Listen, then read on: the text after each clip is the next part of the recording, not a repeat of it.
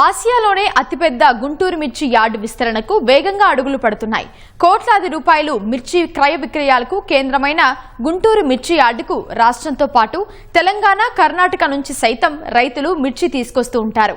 మిర్చి వ్యాపార కార్యకలాపాలు విస్తరింపజేయడమే కాకుండా కందులు, శనగలు, మినుములు, పెసలు, కూరగాయలు, పండ్లకు మార్కెటింగ్ సదుపాయాలు కల్పించేందుకు వీలుగా యార్డు విస్తరణకు 108 ఎకరాలు కేటాయించాలని గుంటూరు మిర్చి యార్డు పాలకవర్గం తీర్మానం చేసింది. ఈ ప్రతిపాదనలకు ప్రభుత్వం పచ్చజెండా ఊపింది. ఈ ప్రాజెక్టుపై అధికారులు కసరత్తు చేస్తున్నారు. మిర్చి యార్డు విస్తరణ ద్వారా రైతులకు, వ్యాపారులకు కలిగే ప్రయోజనాలపై మరింత సమాచారం మా ప్రతినిధి వీరాంజనేయులు గ్రౌండ్ రిపోర్ట్ ద్వారా అందిస్తారు.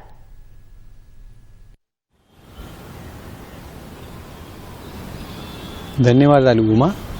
గుంటూరు అనగానే అందరికీ ఘాటైన మిర్చి, ఆసియాలోనే అతి పెద్దదైనటువంటి గుంటూరు మిర్చి యార్డు గుర్తుకు వస్తుంది. గుంటూరు మిర్చి యార్డుకు గుంటూరు పరిసర ప్రాంతాల్లో పండే మేడి రకం మిరపతో పాటు చుట్టుపక్కల జిల్లాల నుంచి, అదేవిధంగా రాష్ట్ర నలుమూలల నుంచి కూడా పెద్ద సంఖ్యలో రైతులు మిరపను తీసుకొస్తూ ఉంటారు.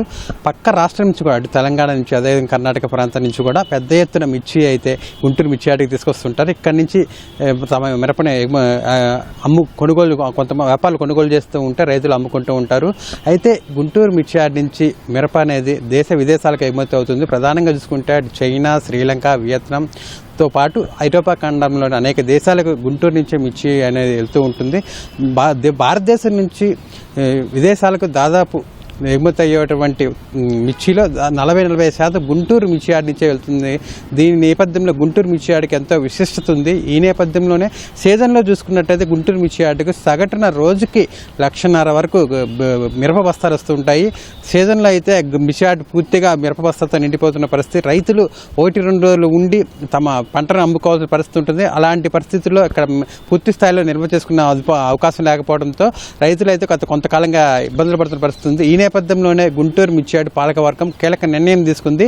ఈ మిర్చి యార్డుని ప్రస్తుతం గుంటూరు మిర్చి యార్డు 56 ఎకరాల్లో ఉంది. దీన్ని దాదాపు 108 ఎకరాల్లో విస్తరింప చేయాలని, పెద్దది ఏర్పాటు చేయాలని చెప్పి కూడా పాలకవర్గం నిర్ణయం తీసుకుంది. ఈ నేపథ్యంలోనే ఇప్పటికే 10 తీర్మానం చేసి పాలకవర్గం ప్రభుత్వానికి కూడా పంపించడం జరిగింది.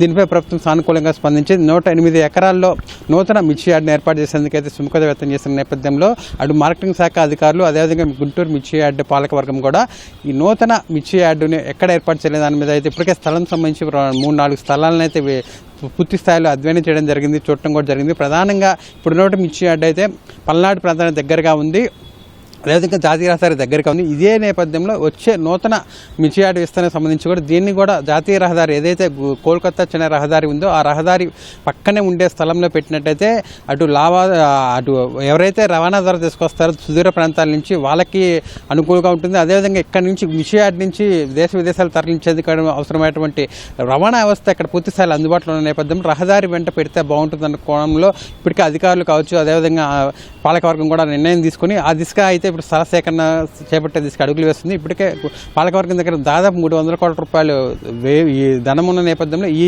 300 కోట్ల రూపాయలు వెచ్చించి అధునాతన ఈ యొక్క విస్తరణ చేపట్టాలనుకున్నాను. ఎందుకంటే ఇప్పటివరకు కూడా మిర్చి యార్డులో కేవలం నిల్వ చేసుకున్న సముద్రం మాత్రం ఉంది. ఇక్కడ ఎలాంటి ప్రాసెసింగ్ యూనిట్లు కానీ, అదేవిధంగా డ్రైయర్లు కానీ, ఇతర సదుపాయాలు లేవు, ప్రయోగశాలలు కూడా లేవు. ఇప్పటి వరకు కూడా వీళ్ళంతా కూడా ఇతర ప్రాంతాల్లో ముంబైలో ఉన్నటువంటి ఈ ప్రయోగశాల మీద, అదేవిధంగా ఈ డ్రైయర్ల మీద ఆధారపడుతూ ఉన్న పరిస్థితి ఉంది.